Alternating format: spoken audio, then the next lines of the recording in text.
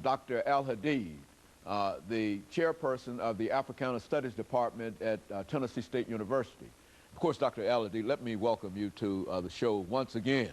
Thank you, Dr. Haynes. And to talk about another issue that we've discussed on many occasions, and this is the personality of an individual named Marcus Garvey. Yes. I think Marcus Garvey and Malcolm X and Martin Luther King, these are very, very significant individuals. And what we'd like to do today is to have you to talk about Marcus Garvey and to talk about Garvey as you found him in the Caribbean.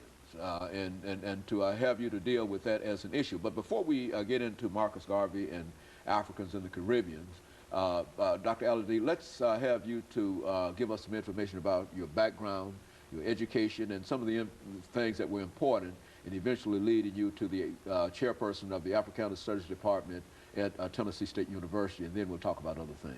Yes. Well, I was born in Montgomery, Alabama at a time in American history when apartheid was very much in effect in that part of the world, and that sort of initiated my consciousness as it relates to identifying with our history and our culture. Went to George Washington Carver High School and Alabama State University for my bachelor's in psychology and sociology. I left the Deep South and went out on the West Coast where the movement was in full effect. This was around 1967, and got involved with the Black Studies movement, the Black Power movement, and was part of creating a Black Studies program in the Black Culture Center at the University of California in Santa Barbara. I stayed out there long enough to take 2 master's degrees and a doctorate degree in sociology, emphasizing political sociology and social psychology.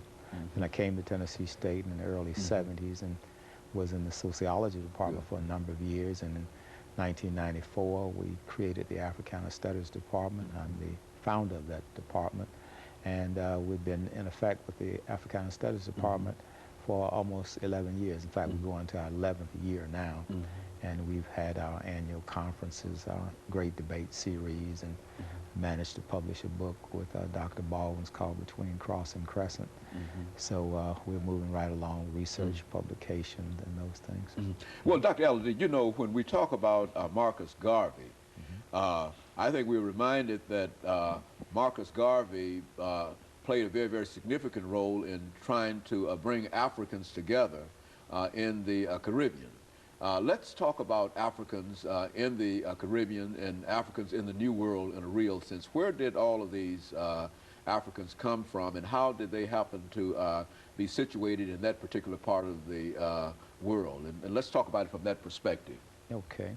Well, you know, the European powers had colonies in this part of the world throughout the Caribbean, North America, South America, and these colonies were used to produce agricultural products such as sugarcane, rum, cotton, coffee, tea, and those things. So they imported African prisoners of war, and once they got them over here, they made them into slaves and put them in a situation not of indentured servitude, but chattel slavery. And so our first experiences as Africans was primarily in the Caribbean, because that's where the seasoning process took place. That's when the slaves were stripped of their names, their nationality, their religions, their culture, and their languages.